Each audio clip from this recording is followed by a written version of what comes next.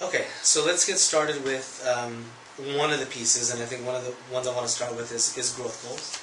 As we put a lot of time and effort into those this year. And one of the ones I want to key in on is academic discourse, 3.3b. So in looking at the rubric, just to familiarize ourselves, it talks about teacher facilitating conversations in whole class and small group settings that require all students to consistently use the language of the discipline, discuss academic ideas, and justify their reasoning. So looking through some of your informals, looking at some of the work you did with your pods, and things that we saw in your last observation, one of the things that I was noticing was I wasn't sure if I had enough information or evidence that you were hitting two out of those three for the three. And I know that's what you had aimed for, was the three. One of them was requiring all students to consistently use academic language and justify their reasoning. One of the things that I saw was there were definitely some great conversations happening in smaller groups, but not necessarily all students having that deep level of academic conversation. That was one thing that I noticed, and I definitely want to get your thoughts on this. And then the second one was consistently justifying their reasoning. I think there was a lot of opportunity. You do a great job of, asking the why, but because it had to come from you and it wasn't really embedded in, I didn't see it embedded in students having sentence starters for it, and we had talked about that, about how do you create a structure for that.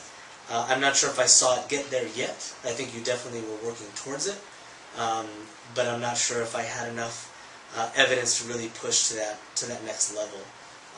And so I scored you at a 2 for that one, but definitely moving towards a 3. What are your thoughts on that? I guess I would say at the beginning of the year, as a teacher, your goal was to move towards that 3 and that 4 in the upper end of the rubric. Sure. And I definitely think that my skills are improving, and my kind of sight was set on that 3. I think that in the small groups, more students are using the academic language that were before. They are justifying. I think that I've seen a lot of improvement in a whole group being able to respond to questions and answer those why questions. And so I feel like the classroom culture I've set is definitely top of the 2, bottom of the 3 range. Sure. And I don't really know what I can say or show to prove that, but that's the kind of feeling I'm getting. That's kind Sure. of culture I feel like I'm trying to build around, being a scientist and a scholar and using those words and saying why and because often. And I appreciate that, and I definitely think, just being in your classroom and seeing the culture that you built, I don't doubt that at all. I think you've really built something where students are really pushing themselves to be those scientists and use the language of the discipline. And I definitely think that you are emerging and really pushing to that next level. I think where I'm kind of struggling a little bit with the scores and is really finding opportunities in the data and the evidence that I have to say, okay, there is a consistent opportunity for them to do this. You are hitting all of these indicators on a consistent basis, and right now I'm not sure if I have enough to do that. Okay. I guess my next question would be then, where can I go? What can I seek out? Who can I watch to make sure that, I guess I'm kind of redefining for myself what a 3 looks like, so Sure. I make sure that I'm doing everything I need to do to meet the indicator on the rubric and for the kids in my class. And I appreciate that, and I know it's tough sometimes to have the conversation, and maybe I thought it was this, and I need to kind of readjust, and I appreciate you saying that.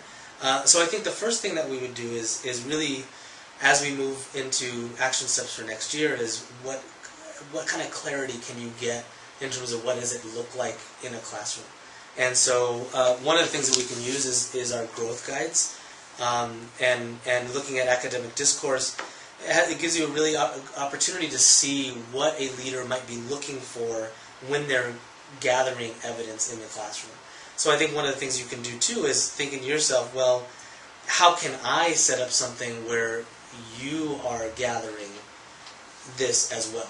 so that when we come to these kind of conversations, you'll be able to kind of lay that out. Because I definitely think that a teacher should be able to kind of have that feeling and know, yeah, I'm moving forward, and what kind of evidence can I bring to the table? And as we go along with this, I think that's what makes this conversation great, because it really can be that kind of give and take.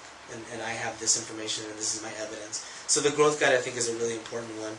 I think we have a couple of teachers that have really kind of exceeded when it comes to academic discourse that I definitely can get you in contact with, and either here at our school, but I think there's some great things that are happening at other schools as well that we can really key in on. Your design your own PD day. Who are you going to see to really identify what this looks like and what quality is?